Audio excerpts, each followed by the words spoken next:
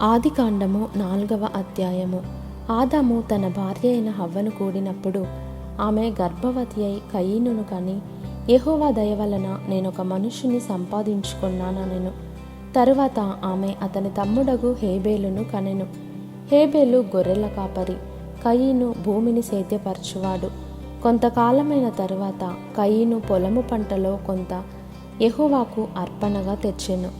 హేబేలు కూడా తన మందలో తొలుచూలున పుట్టిన వాటిలో క్రొవ్విన వాటిని కొన్ని తెచ్చెను. యెహోవా హేబేలును అతని అర్పణను లక్ష్యపెట్టెను, కయీనును అతని అర్పణను ఆయన లక్ష్యపెట్టలేదు. కాబట్టి కయీనుకు మిక్కిలి కోపము వచ్చి అతడు తన ముఖము చిన్నబుచ్చుకొనగా, యెహోవా కయీనుతో, నీకు కోపమేలా? ముఖము చిన్నబుచ్చుకొని ఉన్నావేమి? నీవు సత్క్రియ చేసిన ఎడల తలనెత్తుకొనవా? సత్క్రియ చేయని ఎడల వాకిట పాపము పొంచియుండును. నీ ఎడల దానికి వాంఛ కలుగును, నీవు దానిని ఏలుదువనెను.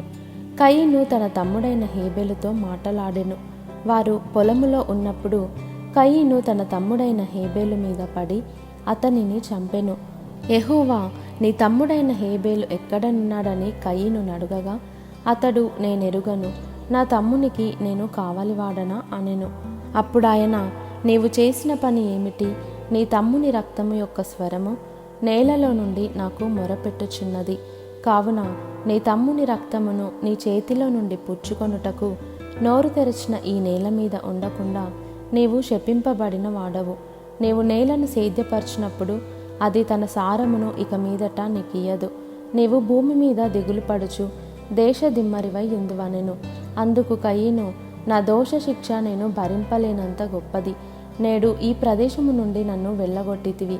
నీ సన్నిధికి రాకుండా వెలివేయబడి దిగులు పడుచు భూమి మీద దేశదిమ్మరినై ఉందును. కావున నన్ను కనుగొనువాడెవడో వాడు నన్ను చంపునని యెహోవాతో అనెను. అందుకు యెహోవా అతనితో, కాబట్టి ఎవడైనను కయీనును చంపిన ఎడల వానికి ప్రతిదండన 7 కలుగుననెను.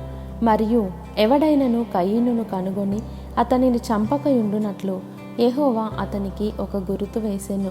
అప్పుడు కయీను యెహోవా సన్నిధిలో నుండి బయలుదేరి వెళ్ళి ఏదెనుకు తూర్పు దిక్కున నోదు దేశములో కాపురముండెను. కయీను తన భార్యను కూడినప్పుడు ఆమె గర్భవతి అయి హనోకును కనెను. అప్పుడతడు ఒక ఊరు కట్టించి ఆ ఊరికి తన కుమారుని పేరును బట్టి హనోకను పేరు పెట్టెను. హనోకుకు ఈరాదు పుట్టెను. ఈరాదు మహూయాయేలును కనెను. మహూయాయేలు మతూషాయేలును కనెను. మతూషాయేలు లెమెకును కనెను.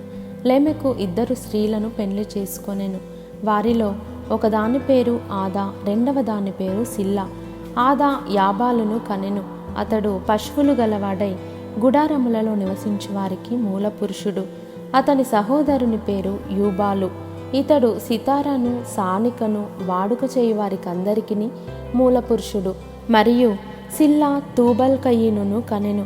అతడు పదును గల రాగి పనిముట్లన్నిటినీ ఇనుప పనిముట్లన్నిటినీ చేయువాడు. తూబల్ కయీను సహోదరి పేరు నయమ. లెమెకు తన భార్యలతో, ఓ ఆదా, ఓ సిల్లా, నా పలుకు వినుడి. లెమెకు భార్యలారా, నా మాట ఆలకించుడి. నన్ను గాయపరిచినందుకై ఒక మనుష్యుని చంపితిని. నన్ను దెబ్బ కొట్టినందుకై ఒక పడుచువాణ్ణి చంపితిని. 7 ప్రతిదండన కయీను కోసము వచ్చిన ఎడల లెమెకు కోసము 77 వచ్చుననెను. ఆదాము మరలా తన భార్యను కూడినప్పుడు ఆమె కుమారుని కని, కయీను చంపిన హేబేలునకు ప్రతిగా దేవుడు నాకు మరి ఒక సంతానమును నియమించెననుకొని అతనికి షేతు అను పేరు పెట్టెను. మరియు షేతునకు కూడా కుమారుడు పుట్టెను. అతనికి ఎనోషను పేరు పెట్టెను. అప్పుడు యెహోవా నామమున ప్రార్థన చేయుట ఆరంభమైనది.